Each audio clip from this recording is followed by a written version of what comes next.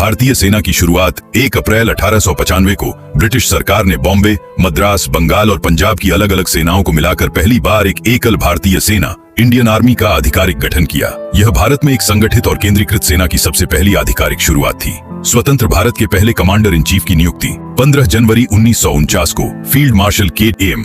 करियप्पा ने अंतिम British commander से सेना की कमान ली।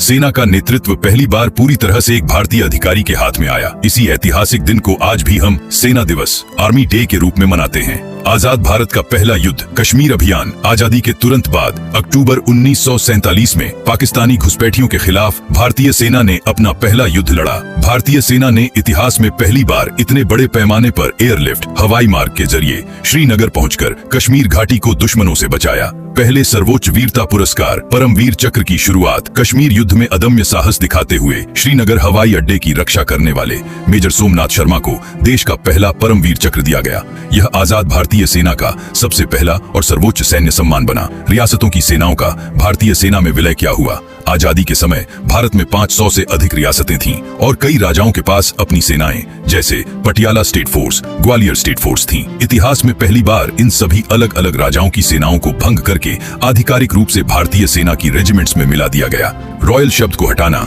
और नया प्रतीक चिन्ह 26 जनवरी 1950 को जब भारत गणतंत्र बना, तब सेना के नाम से ब्रिटिश राज के प्रतीक रॉयल शब्द को हमेशा के लिए हटा दिया गया। सेना की वर्दी पर लगे ब्रिटिश क्राउन के प्रतीक को हटाकर उसकी जगह पहली बार अशोक चक्र और सत्यमेव जयते के राष्ट्रीय प्रतीक चिन्ह को अपनाया गया। पहली गणतंत्र दिवस परेड का नेतृत्व 26 जनवरी 1950 को दिल्ली में भारत की पहली गणतंत्र दिवस परेड आयोजित की गई। भारतीय सेना ने पहली बार एक संप्रभु और स्वतंत्र राष्ट्र के रूप में राजपथ पर मार्च पास्ट किया और दुनिया के सामने अपनी ताकत का प्रदर्शन किया। पहला अंतर्राष्ट्रीय शांति मिशन 1950। गठन के तुरंत बाद 1950 में कोरियाई युद्ध, कोरियन वॉर के दौरान संयुक्त राष्ट्र यूएन के अनुरोध पर भारतीय सेना ने अपना पहला विदेशी शांति मिशन भेजा। भारत ने वहां 60 पैराफील्ड एम्बुलेंस यूनिट भेजकर दुनिया में अपनी पहली शांति रक्षक पीस कीपिंग छवि स्थापित की। सैन्य रेजिमेंटों का पुनर्गठन। अंग्रेजों ने सेना को अपनी नीतियों के हिसाब से बांटा था, लेकिन आजादी के बाद सेना का पुनर्गठन विशुद्ध रूप से भारत की सीमाओं,